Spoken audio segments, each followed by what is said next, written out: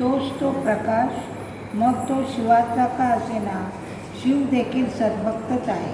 असे जे भक्तांना शुद्ध ज्ञानयुक्त गतीने पाठविणारे हे आसन आहे, ज्ञानमार्ग दाखविणारे हे आसन आहे. ते कधी तुम्हाला गैरमार्गाला पाठवतील का? महान महान तत्वे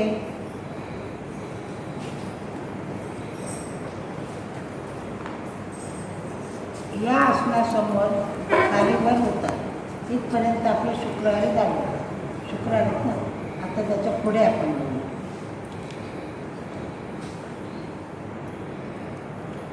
असे का व्हावे लक्षात घ्या. आम्ही हे का सांगतो तर मानवाच्या मनात येणाऱ्या विकृतीमुळे. तर बाबा काय म्हणतात, महान महान तत्व या आसनासमोर खालीवर होतात, म्हणजे या आसनाला मान देतात. आता आपण समजा आपण मानव आसनासमोर आलो का आपण नतमस्तक होतोच ना. त्याप्रमाणे जे महान महान तत्व, आता समजा तुम्हाला कल्पना नाही, तुम्हाला प्रकाशाची गती नाही, त्यामुळे तुम्हाला कल्पना येत नाही का इथे कोण येतं कोण जातं हे तुम्ही पाहत नाही. तुम्ही फक्त मानव येतात आणि मानव जातात हेच पाहतात. पण अदृश्य गतीने ते महान महान तत्व येतात, पण ती सुद्धा या आसनासमोर एकदम नतमस्तक असतात. का तर हे स्वतःचं आसन नाही, हे पुन्हा मानवाची स्थिती इथे नाही. सद्गुरुपद हे सत्पदच आहे आणि परमेश्वराने अनंताने त्यांना कशाला उपलब्ध केलं आहे तर तुम्हा आम्हा मानवांना ज्ञानगतीने पाठवण्यासाठी, भक्तिमार्गाने पाठवण्यासाठी त्या सद्गुरूंची उपलब्धता अनंताने केली आहे. पण आसन कोणाचं आहे? स्वतःचं आहे.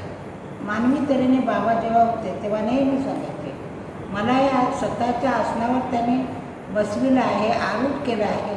तर कशासाठी केलं आहे तर हे रसागाळातील जे आपली मानवी ज्योती आहे तर त्यांना शुद्ध भक्तीची कशी कल्पना येणार, तर ती कल्पना देण्यासाठी मला अनंताने म्हणजे स्वतःने या आसनावर बसवलेलं आहे. म्हणजे सद्गुरुपद पण किती नतमस्तक असतं. पण आम्हा मानवाजवळ तेवढी स्थिती नसते. कारण काय तर तुम्हाला त्याची एवढी कल्पना नाही आहे. जे प्रकाशमय ज्योती आहे त्यांना कल्पना असते इथे कोण आहे, कोण येतं, कोण जातं. लक्षात आलं. म्हणून बाबा इथे काय म्हणतात, लक्षात घ्या. आम्ही हे सांगतो तर आम्ही हे का तुम्हाला, बाबा म्हणतात मी हे तुम्हाला का सांगतो, महान महान तत्व येतात या आसनासमोर नतमस्तक होतात, हे तुम्हाला का सांगतो तर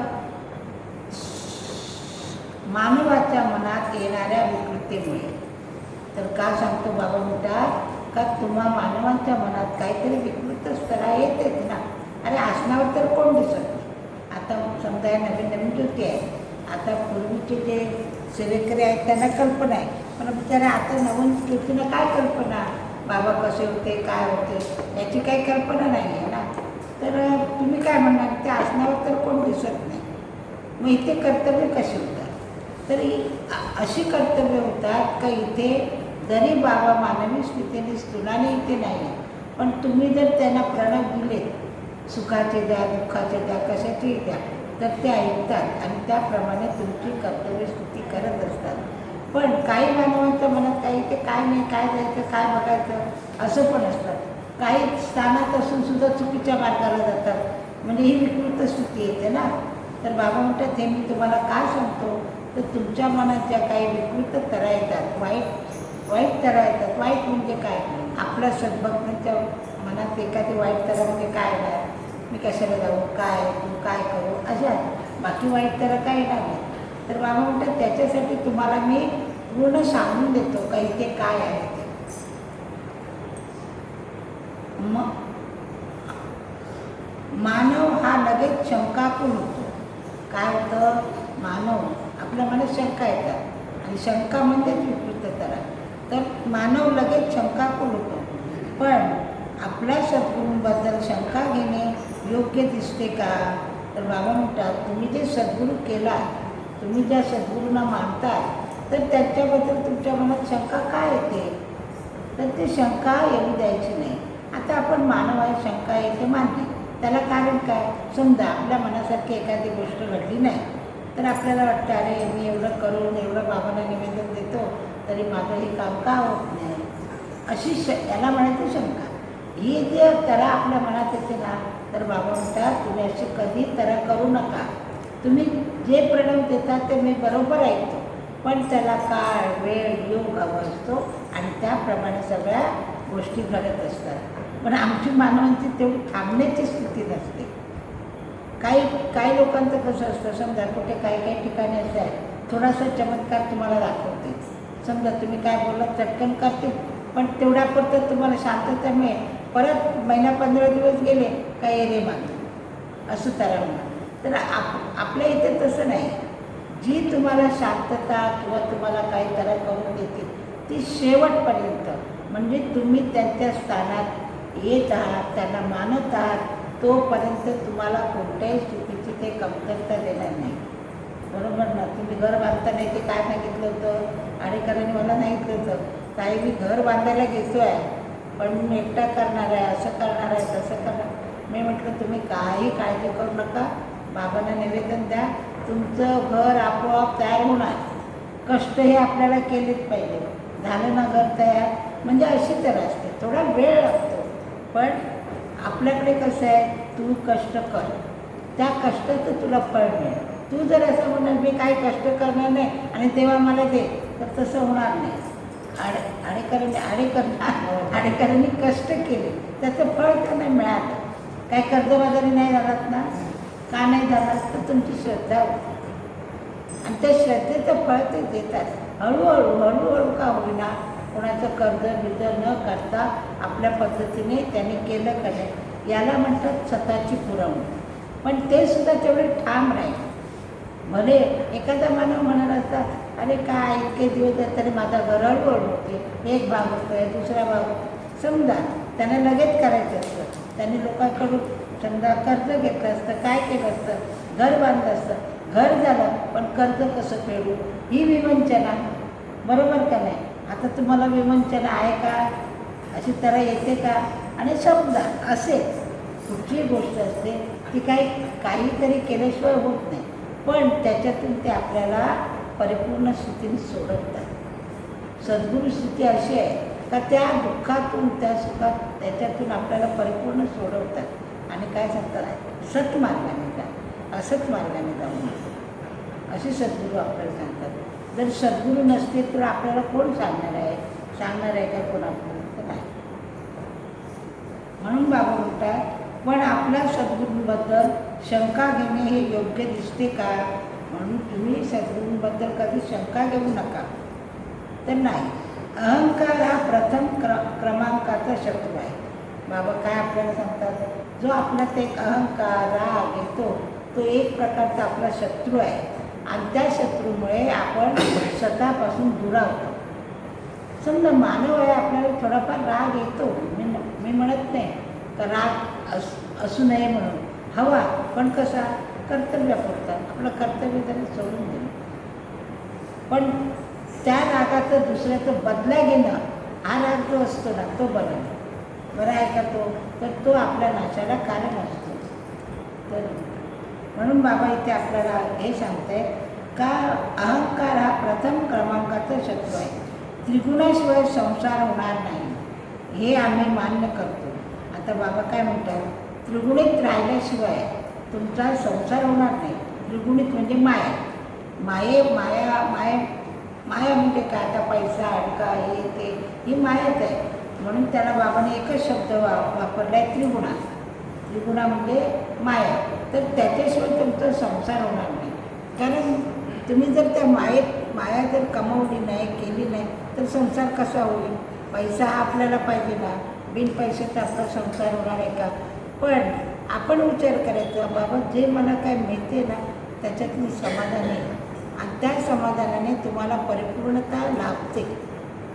स्वतः तुम्ही प्रत्यक्ष करून बघा. आता आपल्या दरबारात येणारे सेवेकरी आता जुने आहेत, आता काही नवीन पण आले, पण जे येतात त्यांना तशी कल्पना आलेली आहे. लक्षात आहे का?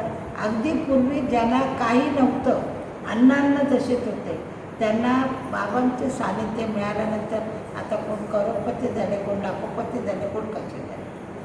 पण त्यांनी अजून जाणीव ठेवली आहे. ते कोणाला आता मुंबईवरून एवढ्या ज्योती येतात, त्या काही सगळ्या श्रीमंत नव्हत्या. काही काही लोकांची अन्न खायची मुदत होती, अंगावर कपडे मिळायची मुदत होती, पण ते एकच स्थिरपणे असण्याशी ठाम राहिले. आज कुठल्या कुठे गेले, आता कुठले कुठे गेलेत, पण ते काय विसरलेत का? तर नाही, त्यांना अहंकार आलेला नाही. आणि समजा एखादी ज्योत अशी अहंकारी होते, आता काय माझं काम झालं होते अशी ज्योत, मग बाबा म्हणतात हा बेटा बघतो मी तुझी मजा. आता थोडे दिवस जातात, नंतर त्याला जेव्हा काहीतरी तप्पड बसते, मग परत विचार करत परत तो कुठे येणार? सद्गुरूंकडे येणार. पण सद्गुरू तत्व हे दयाघात तत्व असतं. ते काय करतं, बेटा तू चुकलास ना, पण परत असं तू करू नको, असं आपल्याला ते समजावून सांगतात. तसं इतर लोक आपल्याला समजावून सांगतील का? इतर लोक काय म्हणतील, नाही घमेंट होती आला, आता आला इथे नतमस्तक असे म्हणणार. पण सद्गुरू असे कधीही म्हणणार नाही, हे लक्षात ठेवा.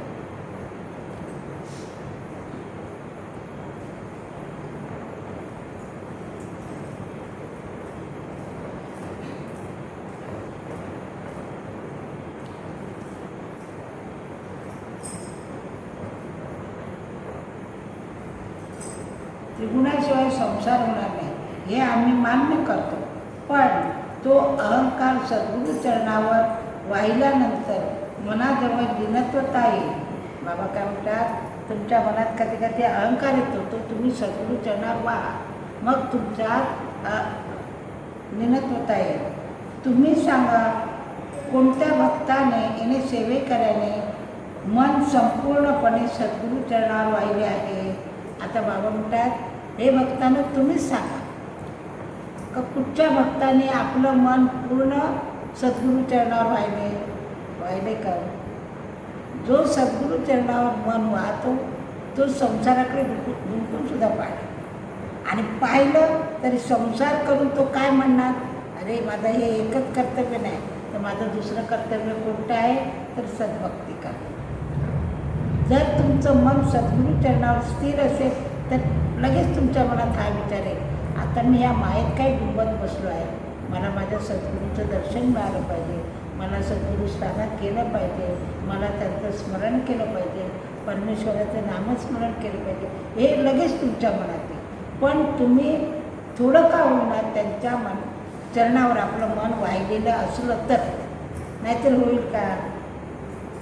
जर तुम्ही आता तुम्ही समजा काही इकडे येता, किती लांबून येता, म्हणजे तुम्ही तुमचं मन त्यांच्या चरणावर वाहिलेलं आहे, म्हणून तुमच्या मनात येतं ना, नाही आज सोमवार आहे किंवा आज मला दरबारात गेलंच पाहिजे. एखाद दिवशी तुमच्याकडून चुकतं, नाही बाबा इथं आलं, तर सद्गुरू तुमच्या रागवतात का? तर नाही रागवत, कारण अडीअडचणी या मानवाला येतात, पण त्या अडीअडचणीवर मात करून आपण हा मार्ग स्वीकारायला पाहिजे. लक्षात आलं? आणि दुःख, आज दुःख आलं तर उद्या सुख आहे, हे जगाचं रहाटगाड आहे. आज उन्हाळा आहे तर उद्या पावसाळा येणार, पावसाळा गेला का हिवाळा येणार, हे रहाटगाड तर चालूच राहणार. तसं मानवाचं पण आहे, आज दुःख आहे तर उद्या सुख येणारच. म्हणून दुःख आलं म्हणून हे करून राहायचं नाही, आणि सुख आलं म्हणून हुरळून जायचं नाही, हे लक्षात ठेवायचं. दुःख आलं तर रडत बसायचं नाही, परमेश्वराला सांगायचं, हे परमेश्वरा काय हरकत नाही, माझ्या भोगाप्रमाणे हे दुःख मला प्राप्त झाले, पण तुझा जर माझ्यावर कृपा असता असेल तर या दुःखातूनही मी मुक्त होईल. खरोखर आपण मुक्त होतो, पण तेवढी आपल्या मनाजवळ हे ठेवली पाहिजे का ते मन सद्गुरूमय थोडं तरी आपण केलं पाहिजे, हे लक्षात ठेवा. सेवेकरांचा असा समज आहे की आम्ही संपूर्णपणे मन सद्गुरू चरणावर वाहिले तर सद्गुरू आम्हाला राबवून घेतील. आता काही लोकांना असं वाटतं का आम्ही जर सद्गुरू चरणावर पूर्ण मन वाहिलं तर काय होईल, सद्गुरू आम्हाला राबवून घेतील अशी मनात शंका येते. आता बाबा मी इथे पूर्ण अगदी भक्तिमय स्थितीने इथे राहिलो, इथे आलो, इथे गेलो, तर इथे मला सगळं करावं लागेल, अमकं होईल, असं कोणाच्या मनात येतं. नाही येत असं नाही, आपण मानव आहे ना, बरोबर का नाही, कोणाच्या मनात येणार नाही, येतं मनात. पण बाबा काय म्हणतात, सद्गुरू तुम्हाला फुकट कधीही राबवून घेणार नाही, आणि तुम्ही राबणार काय, सद्गुरूंची सेवा करणार, दुसरं आपण काय करणार आहे. दुसरं आपण काय करू शकू का? तर नाही. तर बाबा म्हणतात सद्गुरू आम्हाला राबवून घेतील. काय सेवेकरांचा असा समज आहे की आम्ही संपूर्णपणे मन सद्गुरू चरणावर वाहिले तर सद्गुरू आम्हाला राबवून घेतील. म्हणजे बाबा काय म्हणतात का तुमचा असा समज आहे की आम्ही संपूर्णपणे मन सद्गुरू चरणावर वाहिले तर सद्गुरू आम्हाला राबवून घेतील, असं तुमच्या मनात कधीतरी शंका येते. आता काय तुम्ही संसार सोडून संन्यासी होणार आहे का? तर नाही. जो संन्यासी होतो तो असा वागतो. पण आपल्या सद्गुरूने आपल्याला काय सांगितलं आहे लक्षात घ्या. बाबा नेहमी सांगायचे, आता तुमच्यासारखी तरुण मुलं आली ना त्यांना सांगायचे बाबा रे तुझा संसार नीटनेटका कर, संसारात कुठेही कमतरता येऊ नको, मुलाबाळांना चांगली शिकवा, त्यांचं परिपूर्ण कर्तव्य करा आणि त्याच्यातून जो काय वेळ मिळेल तो वेळ तुम्ही सद्गुरूंसाठी द्या. आता इथे समजा मुंबईच्या काही गोष्टी आहेत, आज सगळे संसारिकच आहे, कोण संसार सोडलेला नाही. मी स्वतः आहे, भले माझा स्वतःच जरी काही नसलं तरी आज केवढा मोठा संसार आहे का नाही? मग एवढा संसार करून मी माझं कर्तव्य जे आहे ते मी करतेच आहे. त्या कर्तव्याला मी कुठे चुकते आहे? बरोबर ना? आता एक विचार करा, आज आता आपण ही कामं करतो, ही जी आम्ही कामं करतो आहे त्याचा आपल्याला काय फायदा आहे? आपल्या फायद्यासाठी करतो, बरोबर का नाही? सद्गुरूला त्याचा काय उपयोग आहे? आता हे करा, पातळून करा, अमकं करा, तमकं करा, हे करा, हे कशासाठी? तर आम्हा मानवांच्या ह्याच्यासाठी. सद्गुरूला त्याचा काय उपयोग? पण आपल्या मनात काय येते, माझ्या मनात काय येतं का नाही हे जे कर्तव्य आहे, जसं आम्ही आपल्या संसारात आपल्या घरात सगळ्या सुखसोयी पाहिजे अशी आपली इच्छा असते, तसं माझ्या सद्गुरूंचं हे आश्रम आहे, आज हे आमचं घर आहे, आज आम्हा सेवेकरांचा आश्रम आहे, तर त्या आश्रमात सुद्धा सगळ्या सुखसोयी उपलब्ध झाल्या पाहिजे. बाहेरून कोणी ज्योती आला तर असं म्हटलं नाही पाहिजे का इथे काहीतरी कमतरता आहे. लक्षात आलं? पण आपण कशी कर्तव्य करतो? हळूहळू करतो. काय याला कारण काय? आपण कोणाच्या देणग्या घेत नाही, आपण कोणाकडे हात पसरायला जात नाही. आपल्या कष्टातून, तुमच्या कष्टातून, समजा तुम्ही असणार 5 पैसे ठेवले, तुमच्या समजा महिन्याचा पगार आपला होतो, आपला पगार झाल्यानंतर आपल्या घरच्या सुखसोयी आपण बघतोच ना, त्याच्यातून आपलं पण एक कर्तव्य आहे का बाबा रे मी 10 पैसे खाल्ले तर 5 1 पैसा तरी माझ्या सद्गुरूसाठी मी अर्पण करेन. तर तो 1 पैसा तुमचा कुठल्या कोटी तुम्हाला नाही हे तुम्हाला कळणार सुद्धा नाही. कारण सत म्हणजे सद्गुरू तुमच्या पैशाची अपेक्षित नाही.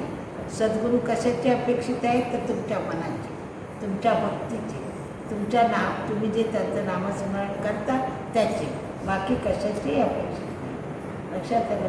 म्हणून आजपर्यंत आज एवढा मोठा आश्रम झाला, आज एवढे आपण काही कर्तव्य करतो, आमची कशी व्यवस्थित होतात. त्याला कारण काय? तर त्यांचं आमच्यावर लक्ष आहे. त्यांना माहिती आहे माझे सेवेकरी गरीब आहेत, कारण त्यांनी स्थूलात असतानाही पाहिलेलं आहे आणि अजूनही ते पाहतच आहेत. भले आम्हाला त्यांचं स्थूल दिसत नाही, पण सूक्ष्म स्थितीने आज जे मी तुम्हाला सांगते ते सुद्धा ते ऐकत आहेत. माझं कुठे चुकतं तर मला पण नाही हे चुकीचं आहे, लगेच मला ते उपरती देतात. माझं एवढं शिक्षण नाही आहे तुम्हाला एक सांगते, पण आज या बाबांच्या प्रवचनाचं मी तुम्हाला एवढं विश्लेषण करून सांगते. तर माझं जर शिक्षण भरपूर असतं तर आणखी चांगलं विश्लेषण मला करता आलं. मी बाबांना कधी बाबा म्हणतात काय नाही याच्यातूनही तो पुढे होत आहे. म्हणजे त्यांची कृपादृष्टी आहे म्हणूनच आहे ना. जर त्यांची कृपादृष्टी नसेल तर ते कसं होणार आहे? लक्षात घ्या. म्हणून बाबा इथे सांगतात मी तुम्हाला राबवून घेणार नाही, मी तुमचा कस घेतो, पण तुमच्या मनाचाही कस घेतो. कशासाठी घेतो? तर तुम्ही चुकीच्या मार्गाला जाऊ नये म्हणून हे करत असतो. लक्षात आलं? तर असे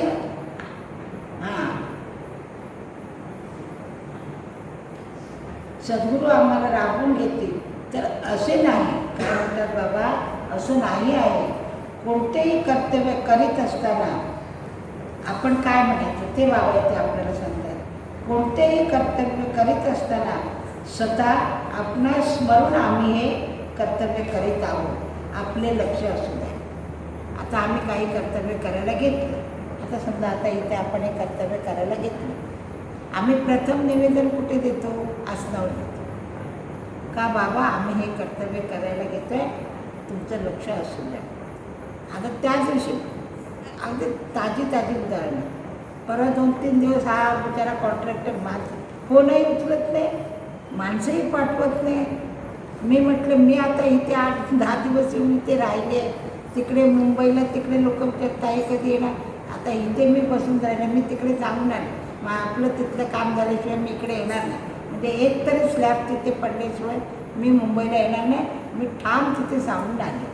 कारण मला चिंता आहे, हे माझ्या शत्रूंचं कर्तव्य काम आहे आणि ते मला केलंच पाहिजे. हे माझं कर्तव्य आहे. माझं घर जर मला बांधायचं असेल तर मी तिथे ठाम राहिले असते. तर हे कोणाचं आहे? माझ्या शत्रूंचं आहे. तर आम्ही प्रथम निवेदन देतो का बाबा तुमचं कृपादृष्टी आमच्यावर असू दे आणि आमचं कर्तव्य पार पाडू दे. आता हे झालं 2-3 दिवस झाले. तो बिचारा दाजी इकडे जातोय तिकडे जातोय, काय करूयात आहे काय करूया. रात्रभर अगदी टेन्शनमध्ये होते. म्हटलं आता करू काय, नाही तर मग मी जाते इथे नुसतं बसून काय करणार. दुसऱ्या दिवशी बिचारी माणसं त्याची आली. तिसऱ्या दिवशी ती आली, बरोबर ना. मी कुठं घेणं पडलं आली सकाळी.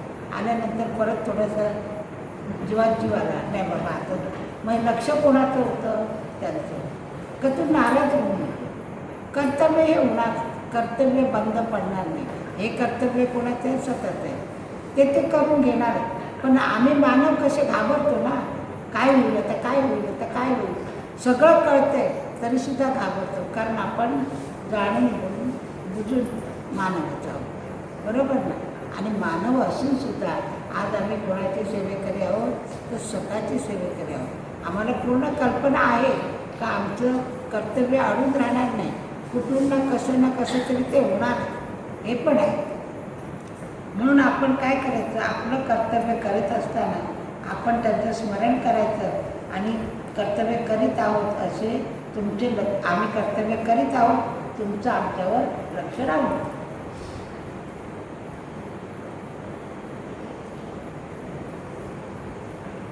त्याला घरी दारी कुठेही असला तरी त्याला स्वतः करीत दुसरे पाहणे नाही. आणि असा जो मानव असला तो कुठेही असू दे, घरी दारी कुठेही असू दे, त्याला एकच दिसणार त्याचे सत्व. समजा संसारात जरी तुम्ही आपण असलो तरी आपल्याला काय दिसतं? आपले सर्व. आता तुम्ही सगळे संसार माहीत आहे ना, पण संध्याकाळी 6-6:30 वाजले का तुम्हाला वाटतं अरे मी कधी दरबारात नाही. याला ओढ म्हणतात, याला ओढ म्हणतात. याला तुमचं मन सत्मय झालेलं आहे. म्हणून त्या ओढीने तुम्ही इकडे येता आणि त्यांना सुद्धा तुमच्याबद्दल आत्मीयता आहे म्हणून ते तुम्हाला खेचून इकडे घेऊन येतात. कधी कधी ते परीक्षा घेतात. काहीतरी आपल्याला अडचणी येतील, काहीतरी आपण दरबारात गेलो काहीतरी अडचण निघणार. पण त्यावेळेला आपण असा विचार करायचा बाबा मला तर दर्शनाला यायचं नाही, ही काय अशी अडचण आली. तद्वत ते अडचण बाजूला होते आणि तुम्ही येऊ शकता. लक्षात काही लोकांना असा त्रास होतो तर हा कस असतो. तेव्हा आपण समजायचं ही आपली परीक्षा आहे. लक्षात आलं. नाराज व्हायचं नाही. मनाला सांगायचं हे बाबा मला तर तुमच्या चरणाजवळ यायचं होतं पण आता हे काय करायची अडचण निर्माण झाली. तर त्या अडचणीवर आपण मात करून सांगत आहे. लक्षात आहे. इतर जण अशा लोकांना खुळे म्हणतील. म्हणजे असं इतर जे मानव आहेत ते काय म्हणते उठला सुटला चालला दरबारात असंच म्हणणार ना. म्हणतात का नाही? कारण मानवांचं विचारायचं नाही आहे काय त्या दरबारात, ते असं नाही. आणि असे पण काही लोक म्हणतात ज्यांना कल्पना नसते ना, ते असंच आहे काय त्या दरबारात, कोण आहे असण्यावर तर कोण नाही. वर एक छबी आहे म्हणजे त्यांच्या भाषेत सांगायचं एक फोटो आहे, दुसरं आहे काय तिथे आपले पळतात दरबार. आता ह्याला माहिती काय आहे? जो येतो त्यालाच कळतं ना. जो येतो त्यालाच कळतं का इथे काहीतरी आहे. आणि ते काय लगेच कळत नाही, हळूहळू कळतं. आपण जेव्हा काही कर्तव्य करत असतो तेव्हा आपण ते करत राहिलं तरच समजतं का हे माझं कर्तव्य पूर्ण होतं. आणि करत राहिलं नाही तर कसं होणार ते. तर लक्षात आहे. पण अशा लोकांना इतर लोक काय म्हणतात, हे खुळे म्हणतील, कारण त्यांची मायेने तर असे जे म्हणतात ना इतर लोक, तर बाबा काय सांगतात, कारण त्या लोकांची मने मायेने नटलेली आहेत. असे जे तुम्हाला म्हणणारी लोक असतात, त्यांचं मन पूर्ण त्यांना माया दिसते, परमेश्वर दिसत नाही. ज्या परमेश्वराने यांना उत्पन्न केले त्याची त्यांना कल्पना नसते. लक्षात आलं, फक्त पैसा पैसा पैसा, देवा मला पैसा दे, देवा मला हे दे, देवा मला ते दे. देव म्हणतो याला किती दिलं तरी याला सगळंच कमी, बरोबर.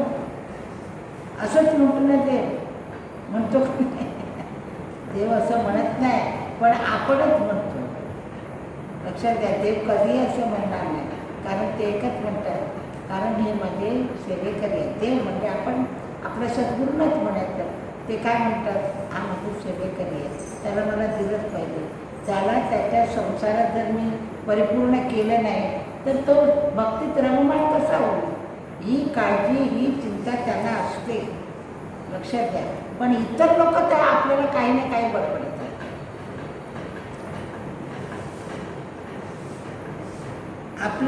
आपल्याला ज्ञानमार्गाची गती कशी आहे, तर सत्शुद्ध, विकृतीला स्थान नाही.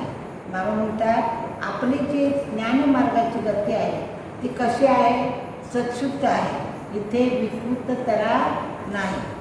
पण आताच्या कलियुगात अशा ज्योती मिळणे कठीण आहे. बाबा काय म्हणतात, आता हे कलियुग आहे, तर या कलियुगात भक्ती करणाऱ्या ज्योती मिळणं फार कठीण आहे. आता तुम्हाला एक सांगते, ज्याचा योग असेल तोच इथे स्थिर आहे. हे पण तुम्हाला मुंबईत अशा किती ज्योती येतात, आल्या का प्रथम येतात आणि म्हणतात अरे इथे आल्यावर किती शांतता, काय वेगळंच आहे असतात, आहे आमचं आपलं साध असतात. पण आल्यानंतर त्याला थोडं असं वाटते, अरे इथे काहीतरी आहे. येतात थोडं हे करतात. त्याच्यात एक माणूस आला, तो बिचारा मारवाडी आहे, मारवाडी होता तो. तर त्याचं काय झालं, त्याच्यात नोकराने त्याला फसवलं. ते हिऱ्याचा वगैरे व्यापार करतात ना, त्याच्यात त्या नोकराने इतकं फसवलं का पूर्ण कंगाल करून टाकलं. आणि तो इकडे तिकडे शोधत आहे, तिथलाच मालाडमधलाच आहे. तो एक विषय आला शोधत तिथे. तो मला विचारतो, तुम्ही काय बघता काय? म्हटलं आम्ही काय बघतो, आम्ही म्हटलं काय बघत नाही, आम्ही एकच बघतो आमच्या सद्गुरूंना, बाकी म्हटलं बाबा काय बघत नाही. पण तरीसुद्धा तो दुःखी होता, तर त्याला आपलं विचारणं कर्तव्य आहे. मी म्हटलं असं तुम्ही का विचारता मला? त्यानं मला सांगितलं, बघावं ताई असं असं इथे झालं. त्याच्या हिंदी भाषेत सांगितलं, मला एवढी हिंदी बोलता येतं. तर मी म्हटलं बघ, इथे आम्ही काय बघत नाही, बघणारे ते बसले आहेत, आतमध्ये जा, तिथे नमस्कार करा, जे काय तुम्हाला दुःख झालं असेल ते तुम्ही त्यांना सांगा. आता तो पहिला 15-20 दिवस दररोज संध्याकाळी यायचा, दर्शन घ्यायचा, जायचा, दर्शन घ्यायचा. तर 15-20 दिवस झाले. त्याला काय वाटलं, अरे 15-20 दिवस झाले तरी अजून मला काय अनुभव येत नाही. तर परत आला माझ्या, अहो ताई 15-20 दिवस झाले. म्हटलं हे बघा, हा जो तुम्ही धंदा उघडलात ना, हा बिझनेस तुम्ही चालू केलात, तो 15 दिवसात चालू झाला काय हो? नाही ना. मग त्या धंद्याला जेवढा वेळ लागला तुम्हाला उभा करायला, तेवढा वेळ त्या परमेश्वरालाही लागतो. लगेच होणार नाही. तुमच्या मनाचा कस घेणार. असं करत करत करत मग परत यायला लागला. म्हटलं यायचा, दर्शन घ्यायचा, आम्ही काय प्रसाद असेल ते द्यायचो, निघून जायचं. कधी त्याच्या मनाला वाटलं तर 5 मिनटं बसायचं. बाळा बरोबर ना. आता तो मध्ये 15 दिवसापूर्वी मला म्हणाला, ताई थोडा मेरे को अनुभव आता आहे. मी म्हटलं येतोय ना, मग बस असंच येत जा, म्हणजे तुला अनुभव येईल. तू घरी राहशील नाही म्हणशील तर येणार, बरोबर का? आता तू एवढा लक्षाधीश होतास, तो आता काय झालास, इतका गरीब झाला, तुझ्याच नोकराने तुला फसवलं. पण तुझं पण काहीतरी चुकलं असेल ना, तर तुला जर ते करायचं असेल तर तुला परमेश्वराचा दावा केला पाहिजे. आता येतो जातो. हे तुम्हाला उदाहरण काय दिलं, जगात अशी तरह पण आहे. जेव्हा तो चांगला होता तेव्हा कधी आला नाही, जवळ असो, म्हणजे मालाच्या अगदी जवळ मुक्ता राहते ना, त्या गल्लीत मला वाटते राहत होतो. मग आता येतो बरोबर. पण बाबा आपले काय करतात, कस घेतात. कारण कस घेतल्याशिवाय उपयोग नाही. बरं कस तर घेतात, त्याचा योग बघतात. बाबा ही ज्योत कशी आहे, मागच्या जन्मात तिने काय केलं, त्याच्या आधी काय केलं, याची पूर्ण ते पाहणी करतात. आणि पाहणी करून नंतर तुम्हाला ओढण लागते. त्यांना वाटतं ही ज्योत योग्य आहे, मग ती तुम्हाला आपोआप ओढण लागते. नाही, मला इथे दरबारात केलं पाहिजे, मला भक्ती केली पाहिजे, ही तेव्हा ओढण. आणि समजा तुमचं काहीतरी विकृत तरा असेल तर तुम्ही जवळ येऊन सुद्धा लांब जाता. हे पण लक्षात ठेवा, अशी पण तरा होते. म्हणून मी प्रत्येकाला सांगते का बाबा नाही. आणि बाबा पण जेव्हा होते तेव्हा लोकांना सांगायचे, हे बघा तुम्ही आंधळे होऊन माझ्याकडे येऊ नका, तर डोळं सोडून या, मला तुम्ही पहा. माझ्या इथे कोणाकडे काय तुम्हाला काय आणायला मी सांगत नाही, काय करायला सांगत नाही, का माझ्या आसनावर हे करा असं पण मी कधी सांगत नाही. पण मी एकच सांगतो का परमेश्वराचं नामस्मरण करा. मी तुमच्या पैशाचा भुकेला नाही, मी तुमच्या मनाचा भुकेलेला आहे. स्थूलात असतानाही असेच सांगायचे. आणि एखादा कोण बिचारा आला, त्याला समजा त्याला असं वाटलं का बाबा नाही मला आता इथे बसू जाईल का, मग बाबा बघायचा तुझी इच्छा आहे बसायची तर बस, पण तू बसलास तर घेतला वसा तुला टाकता येणार नाही. आज इथे तू महिना 2 महिने राहशील, परत 2 महिन्यात तिकडे जाशील, आणि परत तिकडून आलास तर परत इथे येशील. नाही मी इथे आलो तर आता परत, तर ते मला चांगला पाहिजे. एका ठिकाणी मन स्थिर ठेवा. तुमच्या सुखातही एका ठिकाणी राहा आणि दुःखातही एकाच ठिकाणी आपण स्थिर राहिलं पाहिजे, तरच त्याचं फळ आपल्याला चांगलं. बरोबर काय दादी? चुकीचं नाही ना? एकाच ठिकाणी स्थिर राहिलं पाहिजे. आज समजा आज तुम्ही दादीला बघता, पण आम्ही दादीला लहान ती भावंड होते तेव्हापासून आम्ही. आणि त्या लोकांनी समजा ह्या लोकांनी यांच्या बहिणी आता बिचाऱ्या लग्न होऊन प्रत्येकाच्या घरी गेले, पण त्या लोकांनी खूप कष्ट केले. लहान असताना पहिला आपला जुना आश्रम होता, तर ह्या मुलांनीच सगळं केलं होतं. ही आपली मंदाताई म्हणा, ह्या म्हणा, खूप त्यांनी कष्ट केले. आता नंतर समजा हळूहळू हे वाढत गेलं.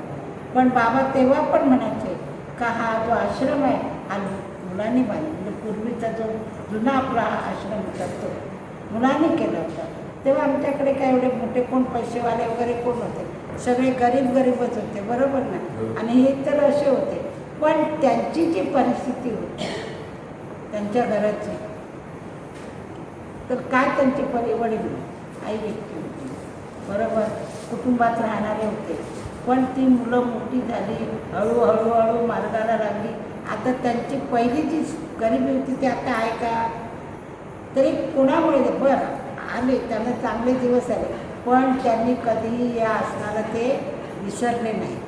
अजूनही कधी दुःख येतं, कधी सुख येतं, पण ठाम आहे. लक्षात द्या कसे आहे, ठाम आहे.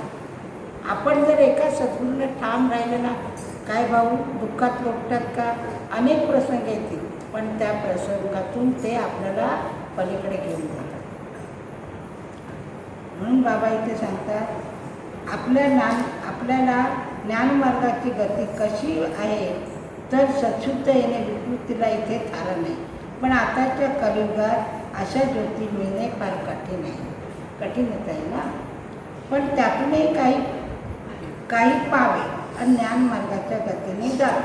तर बाबा काय म्हणतात, त्यातूनही काही चांगली येतात आणि ज्ञानमार्गाच्या गतीने जातात. अशी आतली तळमळ आहे. जशी हाताची पातळी बोटे सरळ नसली तरी भोजनाच्या वेळी ती एकत्र वळतातच ना. बाबा म्हणतात का तुम्ही जेवायला बसता तेव्हा ही हाताची आपली 5 बोटं सारखे आहेत का? तर नाही, एक लहान आहे, एक मोठं आहे, आणखी उंच आहे, असं तर आहे. पण जेव्हा आपण जेवायला बसतो तेव्हा ती 5 बोटं एकत्र येतात, तेव्हाच तो घास आपल्या मुखात जातो. तशीच मनाची विकृती हळूहळू वळवा. म्हणजे तुमच्या मनाची विकृती आहे ते हळूहळू घालून टाकवा आणि मग आपोआप सद्गुरू तुमच्या मनातील विकृती दूर करतील. तुम्ही हळूहळू जर कमी केली तर सद्गुरू ती पूर्ण दूर करून टाकतील. अशा तऱ्हेने वाटचाल केली तर ज्ञानमार्ग, प्रकाशाचा मार्ग तुम्हाला मिळेल. बरोबर ना? अशी जर आपण वाटचाल केली तरच ज्ञानमार्ग म्हणजेच प्रकाशाचा मार्ग तुम्हाला मिळेल. तो एकदा मिळवला आणि चैतन्याच्या गाभ्यात तुम्ही स्थिर झालात, मग सर्वस्व पाहता येईल. काय म्हणतात बाबा, तुम्ही हा ज्ञानमार्ग एकदा मिळवला आणि त्या चैतन्याच्या गाभ्यात म्हणजे सद्गुरूंच्या सहवासात तुम्ही स्थिर झाला का काय होईल, मग तुम्हाला सगळं अनुभवता येईल. काय म्हणतात, मगच तुम्हाला सर्वस्व ज्ञान काय आहे, भक्ती काय आहे, परमेश्वर कसा आहे, परमेश्वर माझ्यातच आहे, पण माझ्यात असून तो कसा आहे हे तुम्हाला पाहता येईल. संतांनी म्हटले आहे, चैतन्याचा गाभा पांडुरंग. संत महंत जे होऊन गेले त्यांनी काय म्हटले, चैतन्याचा गाभा पांडुरंग. पांडुरंग म्हणजे विठ्ठल नाही, तर चैतन्याचा गाभा म्हणजे आपला आत्मा तो कसा आहे, शुभ्र आहे. पांडुरंग म्हणजे शुभ्र आहे. तर जे आत्मा आहे त्याचा प्रकाश कसा आहे, शुभ्र आहे. आता आपल्या आतल्या आत्म्याला आपल्याला पाहता येते का, नाही पाहता येत. तर आपण ज्ञानमार्गाने गेलो तरच आपल्याला पाहता येईल का आपल्या आतमध्ये जो आत्मा आहे त्याचा प्रकाश का कसा आहे. आणि तोच प्रकाश उघडून कोण देतो, सद्गुरू. सद्गुरूंशिवाय तो प्रकाश मिळणं कठीण आहे, दिसणं कठीण आहे. आणि त्यालाच म्हटलेलं आहे दिव्य दृष्टी. त्या प्रकाशाला काय म्हटलेलं आहे, दिव्य दृष्टी. तर ती दिव्य दृष्टी जर आपल्याला मिळवायची असेल तर सद्गुरूमय व्हायला पाहिजे ना. तुम्हाला कल्पना आहे, जेव्हा कौरवांचं आणि पांडवांचं युद्ध चालू होतं आणि त्यांच्याकडे कोण होते, विदुरच ना ते. तर तो कौरवांचे जे वडील होते, विदुरच त्याचं नाव ना, तर ते काय करायचे, त्या विदुराला जवळ बसवायचे. आता त्यांना दिव्य दृष्टी प्राप्त होते. मग तिकडे युद्धात काय चालले ना, तर ह्या आंधळ्याला कसं समजणार. ते आंधळे होते ना, कौरवांचे वडील आंधळे होते. ते काय करायचे, त्या विदुराला जवळ बसवायचे आणि संजय मला ऐकायचं, संजय, त्यांचं नाव संजय, विदुर नव्हे, संजय. विदुर भक्त होते, हा संजय. तर त्या संजयाला ते जवळ बसवायचे. तर त्यांना दिव्य दृष्टी होती. कशी होती, दिव्य दृष्टी होती. तर मग ते काय सांगायचे, हे संजय तिकडे काय चालले ते मला सांग. आता एक विचार करा, हे जे कौरवांचे वडील होते त्यांच्याकडे कृष्ण होतेच ना, नातलगच होते ना त्यांचे कृष्ण. आता आपण देव म्हणतो ते त्यावेळेला आपलं जसं आपल्या आप्तस्वकीय असतात तसे ते म्हणायचे कसे आहेत म्हणून. तर त्या संजयाला जवळ बसवायचे आणि म्हणायचे, हे युद्धात काय चालले ते मला सांग. मग ते संजय त्यांना सगळं सांगायचे. तर एक विचार करा, त्यांना दिव्य दृष्टी कोणी दिली, त्या संजयाला. तो एक भक्त होता, लक्षात घ्या, तो एक भक्त होता. त्या भक्ताला दिव्य दृष्टी कोणी दिली, त्याच कृष्णाने दिली होती, कारण तो कृष्णांचा भक्त होता. आणि हे कसे होते, आंधळे ते आंधळे का राहिले, आंधळे कारण यांच्याकडून महान चुका झालेल्या होत्या, लक्षात आलं. म्हणून ती स्थिती झाली होती. गांधारीला सुद्धा तिला दिव्य दृष्टी होती, कौरवांची आई होती ना, पण तिची जी दिव्य दृष्टी होती ती विकृत स्थितीची होती. म्हणजे तिची अशी दिव्य दृष्टी होती का ती जास्त तिकडे बघे जळून भस्मसात होती. म्हणून तिच्या डोळ्याला ती पट्टी बांधलेली असते. म्हणजे दिव्य दृष्टीमध्ये किती फरक आहे बघा. एक विकृत स्थितीची दिव्य दृष्टी आणि एक सत्शुद्ध स्थितीची दिव्य दृष्टी. सगळ्या गोष्टीत दोन तऱ्हा आहेत, एक सत आहे, एक असत आहे. कोणी मानव भक्त आहे तर कोण अभक्त आहे, अशी तर प्रत्येक गोष्टीत शुद्ध अशुद्ध तऱ्हा आहेत आहे. पण आपल्याला काय घ्यायचं आहे, तर आपल्याला सतत घ्यायचं, बाकी काय घ्यायचं नाही. आता तुम्हाला मी जे काय सांगते ना, मी काय मागचे कुठे काय वाचन करत नाही. जे काय आहे जे त्यांच्या कृपेने मुखातून येईल ते बोलत राहतात. कधी नावं चुकतात कारण आमचं वाचन नाही ना, त्यामुळे आम्हाला नाव असं आता समजा मी तर आमच्या पिढीपर्यंत एवढं तरी करते. आता पुढच्या पिढीला काय कळणार, म्हणतील कौरव कोण होते आणि पांडव कोण आहे, हे आत्ताच्या नवीन पिढीला कळणार आहे तर नाही. तर आता आमची एवढी वर्ष गेली तर नावं तरी कशी तरीसुद्धा ऐकून थोडंफार मनावर थोडे हे झालेलं आहे, थोडंफार बोलू शकतो आपण, पण सगळ्यांना ते होत नाही. आणि आम्ही एकच आपलं काय आहे, आमच्या बाबांचं एकच सांगतो, जे स्वयंगतीने होईल ते करतो.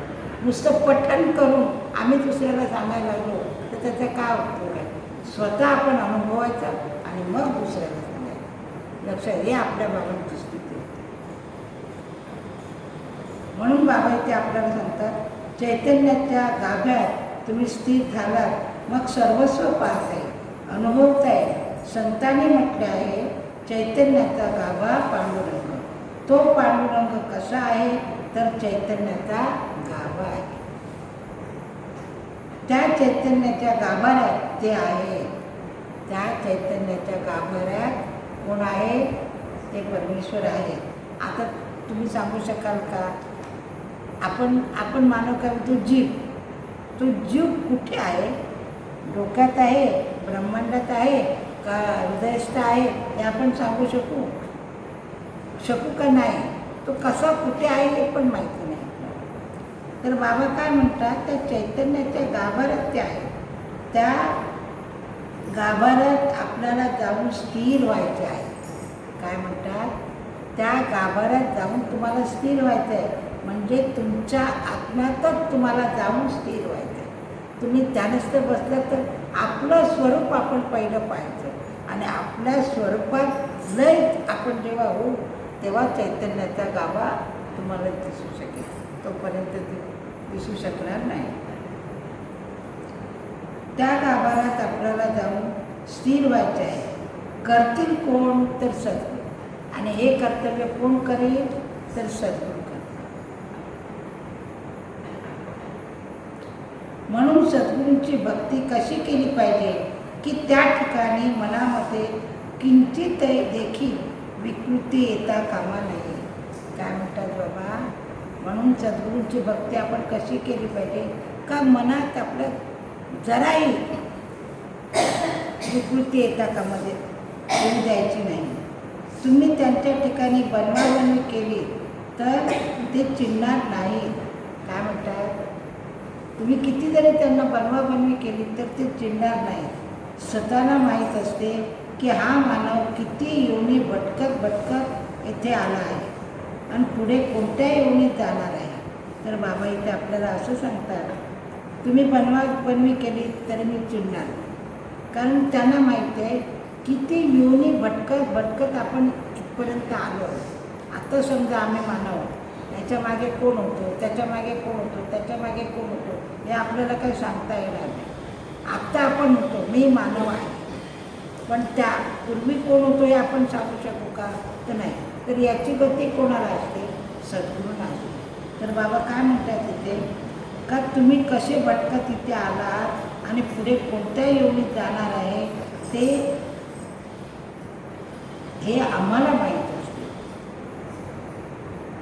ज्या सेवेकरांना सत उपदेशाची महती पटते, बाबा काय म्हणतात, ज्या सेवेकराला सत उपदेशाची महती पटते आहे, जे सेवेकरी सत उपदेशाचे चाहते आहेत, जे अहंकार रहित आहेत, ज्यांच्याजवळ दीनत्वता आहे, सद्भावना आहे, सर्वाबरोबर कर्तव्य करीत असताना सर्वच आपले बंधू आहे, अशी ज्याच्या मनाची भावना आहे, सतमाया आहे, अशा सेवेकऱ्याला ते समजावून सांगतील. बरोबर ना? काय सकाळी तुला सांगत होती ना मी, सुरेशला म्हणते, आपण बसलो होतो ना, तर काय असतं माहिती आहे, आपण सगळ्या सेवेकऱ्यांनी किंवा सगळ्या आपण सगळे गुरुबंधू आहोत, तर एकमेकाला आपण समजावून घेतलं पाहिजे. लक्षात आलं? एकमेकाला समजावून घेतलं. आता तुम्ही अलीकडे तिकडे बरोबर, आता तुम्ही सुद्धा तिथे जवळचे तर एकमेकाची सुखदुःख तुम्ही समजावून घेतली पाहिजे. आता आम्ही इथे आहोत, ह्या ठिकाणी आहोत, तर इथल्या लोकांनी एकमेकाची सुखदुःख समजावून घेतली पाहिजे. आता आम्ही मुंबईत आहोत, तर आम्ही सुद्धा एकमेकाची दुःख समजावून घेतली पाहिजे. म्हणजे आपण काय ठरवायचं की आम्ही एका आईची लेकरं आहोत. जरी आम्ही विखुरलेले असतो तरी आम्ही कोणाची एका आईची लेकरं आहोत. तर आपण सगळ्यांना समत्वाने जवळ करायचं. आता समजा मी मुंबईत असते तर मुंबईतले सुद्धा आम्ही गुरुबंधू एकच असतात, बरोबर आहे ना. मी इथे कोकणात आले तर कोकणात तुमच्यासारखीच होते. काय म्हणते, अरे ते आपले गुरुबंधू आहेत, चुकतील काय होते, पण ते माझे गुरुबंधू आहेत, त्यांना समजावून सांगणं हे माझं कर्तव्य आहे. समजा सगळ्यांना परमेश्वराने सारखी बुद्धी दिली का? जर सगळ्यांना सारखी बुद्धी दिली असती तरी जग कुठल्या कुठे गेलं, बरोबर ना. तर कोणाची कमी असते, कोणाची जास्ती असते, तर त्याला आपण काय म्हणायचं, हा माझा गुरुबंधू आहे, अशाला आम्ही सामावून घेतलं पाहिजे. आमच्यात पण असे आहेत. एवढं सगळं आहे. ही प्रवचन आत्ता तुम्हाला मी वाचून दाखवते, पण मुंबईत सतत पठण चालू असतं. तरी पण काय असतं, ह्या कानाने ऐकणे, त्या कानाने सोडून देणे. मग काय करणार, अरे तो कोकणात गेला आहे, काय करतो आहे, कसं चाललं आहे, काय कामं चालली आहेत, तिथे फोन लावणार आणि विचारणार. पण ममतेने, मायेने, प्रेमाने कसं विचारलं पाहिजे, बाबा तुम्ही कोकणात आहात, तुम्ही काय कर्तव्य करता आम्हालाही कळून दे, आमची इच्छा असते. लक्षात घ्या, हे इथेच आहे असं नाही, याच्यातही याच्यामध्ये सुद्धा तरा असतात. पण बाबांचं म्हणणं एकच असतं का अशी तुम्ही वागू नका. तुम्ही कोणाची लेकरं आहात, माझी आहात. जसं मी तुम्हाला समत्वाने बघत होतो तसं तुम्ही सुद्धा प्रत्येकाने एकमेकाला समत्वाने बघा. कोण चुकला तर त्याला आपल्यात सामावून घेण्याचा प्रयत्न करा, त्याला दूर लोटू नका. हे बाबांचं म्हणणं आहे, दुसरं काय नाही.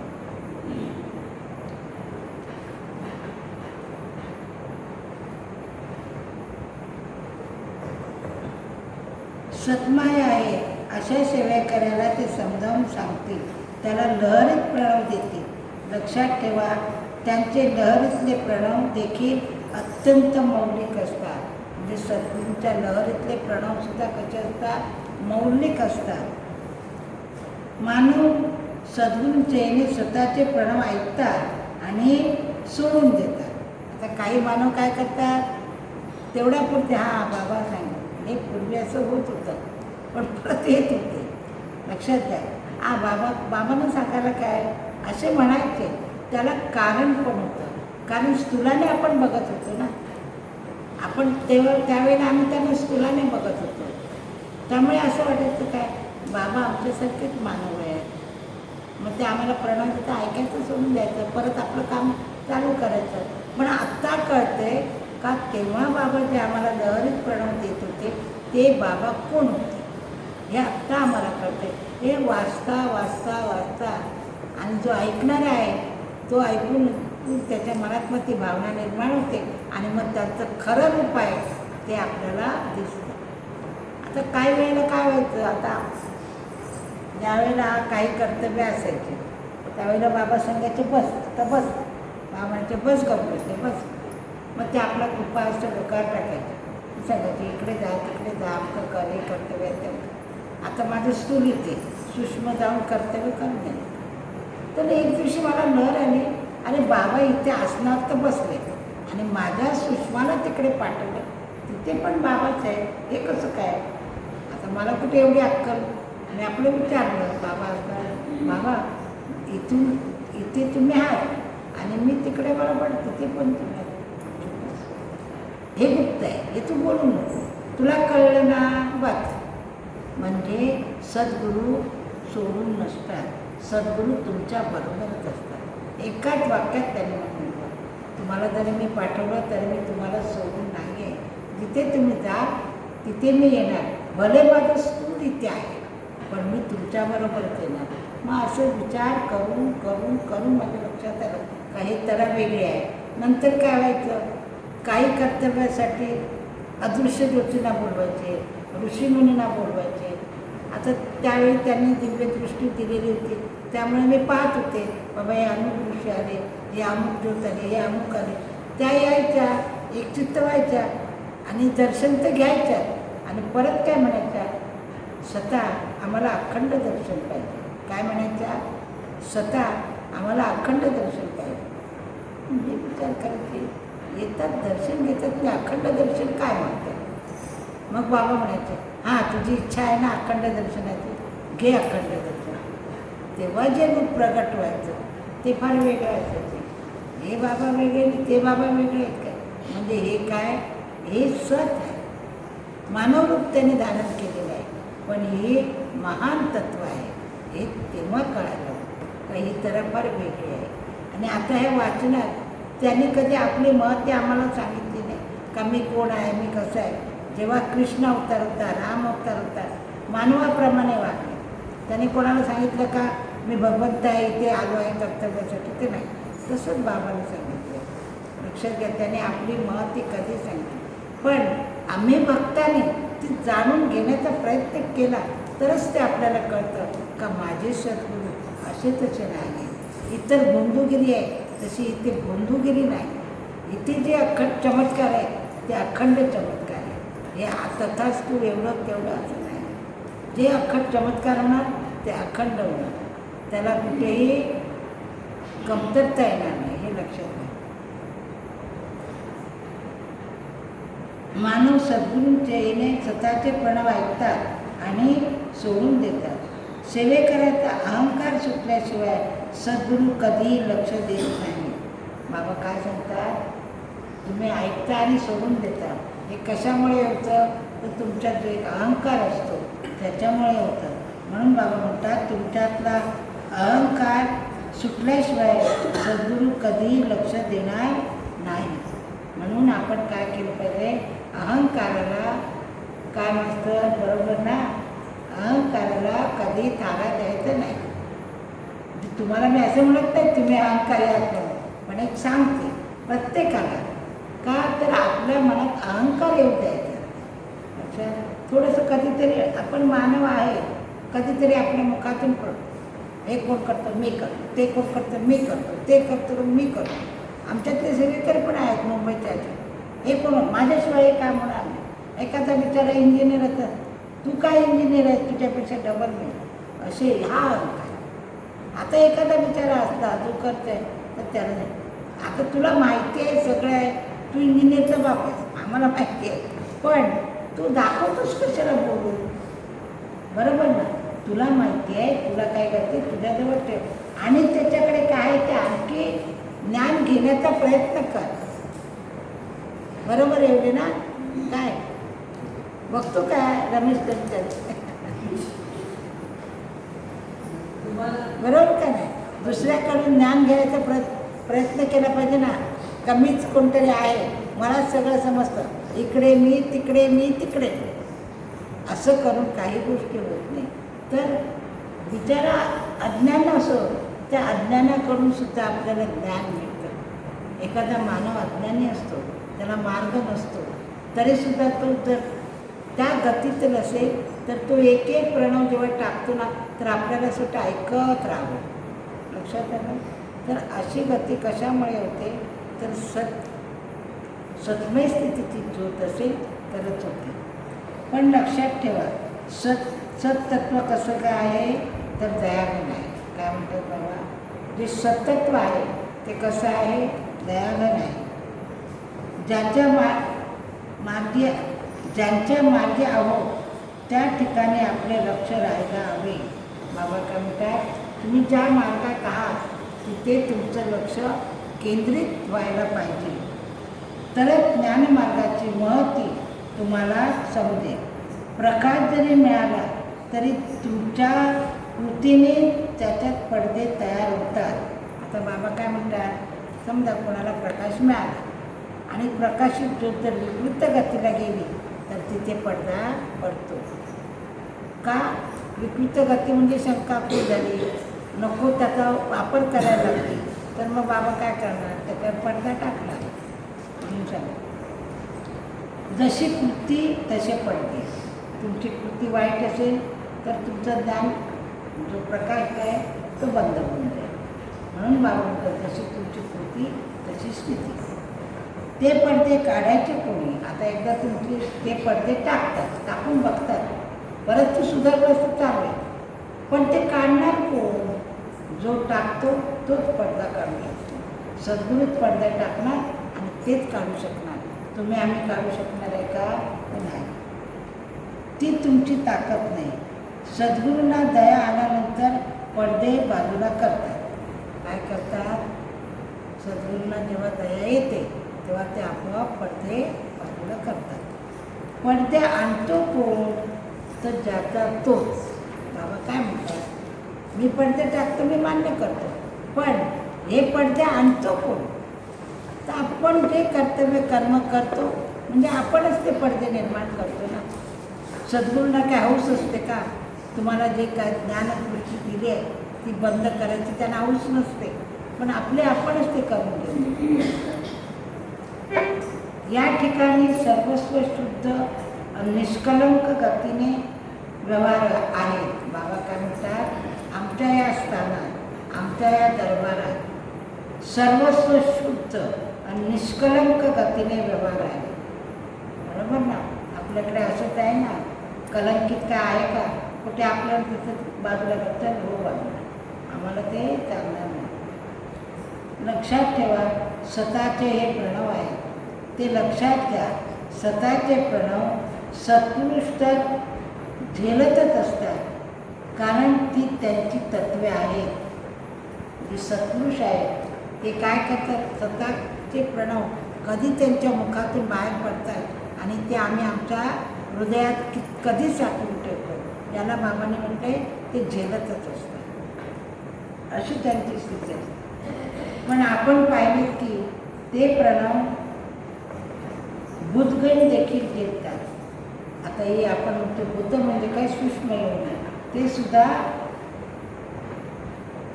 झेलतात. स्वतःचे यत्किंचित मानवाचे प्रणव झेलण्यासाठी ते खालीवर होतात. आता इथे काय आहे तुम्ही मला सांगा. स्वतःचे म्हणजे काय? स्वतःला त्यांनी काय म्हटले? मी एक यत्किंचित मानव आहे आणि माझे प्रणव झेलण्यासाठी म्हणजे माझे प्रणव ऐकण्यासाठी आतुर असतात. आता हे भूतगण म्हणजे सूक्ष्म योनीसुद्धा काय प्रणव देते म्हणजे आपले बाबा, आपले सद्गुरू काय प्रणव देतात ते ऐकत असतात. पण आम्हाला मानवांना त्याची कल्पना नसते. हे तत्त्व कोण आहे याची आपल्याला कल्पना नाही, म्हणून आपण काय होतो? बाबा बोलतात ते आम्ही ऐकतो. आता इथे ऐकलं, बाहेर गेलं का सोडून देतो. मग ज्याचा तोच ना. तेच जर आपण आमच्या हृदयस्थ साठवून ठेवलं तर ते आपल्यापासून दूर होतील, कधीही दूर होणार नाही. ते लक्षात ठेवा. तर आता मी काय करते? 8:30 वाजले, तुम्हाला लांब जायचं बरोबर. तर मी आता हे आत एवढं पुरं करते. उद्या आपली हे आहे ना, उद्या उपवास आहेत ना सगळ्यांचे, पुढचं आपण उद्या घेऊया. हा नाही बरोबर ना? चालेल ना? इथे करते वा. आणि हे प्रवचन आपण इथे